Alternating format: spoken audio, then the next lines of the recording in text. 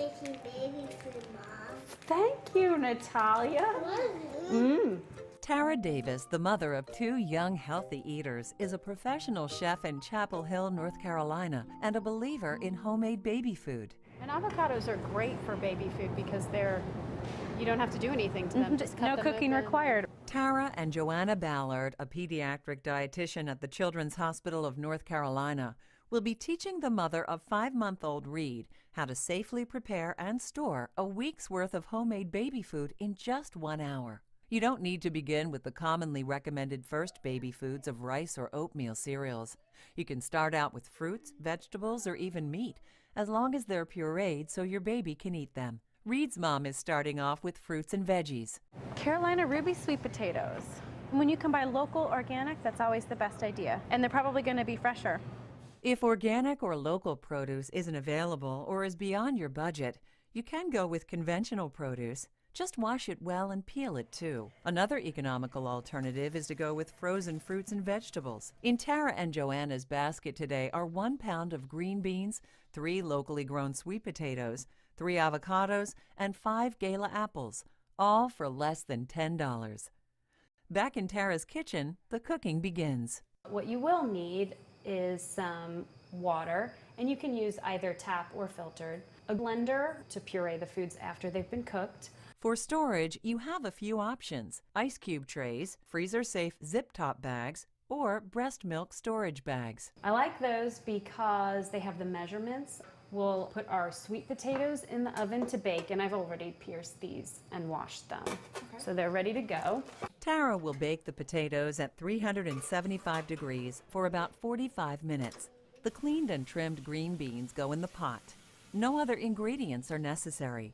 The longer vegetables are exposed to water, the more nutrients seep out of them. If you can, wait until the water is boiling to throw them in the pot. Or, better yet, steam them. Next we can start on the apples. Since this is Reed's first introduction to food, we want to peel them because it may have too much fiber initially for his small little belly.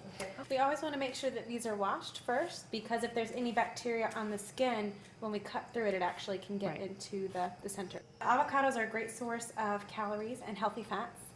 Babies seem to really like the smooth texture.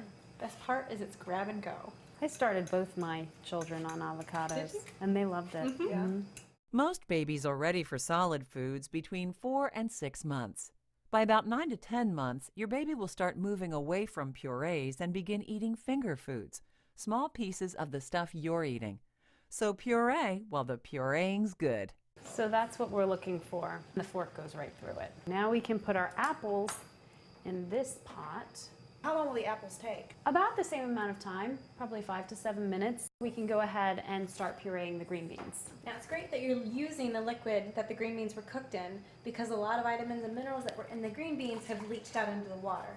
So we're adding the nutrition back into our pureed green beans. And then we're just gonna let her rip. Let the puree cool down in a stainless steel, ceramic, or glass bowl. Blend the cooked apples the same way you did the beans, thinning them with the water used for boiling. A thin consistency at first is really good because babies are used to drinking liquids.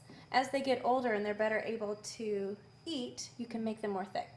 You want to encourage your baby to start eating the same foods you eat. First, baby foods don't need to be bland. Avoid adding extra sugar or salt, but other spices are fine. Some babies even enjoy sour or strong flavors. If you've been breastfeeding your baby, he's been enjoying the taste of seasoned foods through your breast milk all along. So try spicing up your baby's puree with things like rosemary, paprika, or cumin. Gradually, you can add moderate amounts of healthy fats like olive oil. One note of caution: anytime you introduce a new food or ingredient, don't introduce anything else new for 3 days. This way, you'll know the culprit if your baby has an allergic reaction. With sweet potatoes, you can go a little bit more on the water just because they're so starchy. So all of these look great. This looks delicious. Let's hope Reed thinks so. Let's see what he thinks. Is that good? Don't be discouraged if your baby doesn't devour your cooking right away. Let him try a new food at least 10 times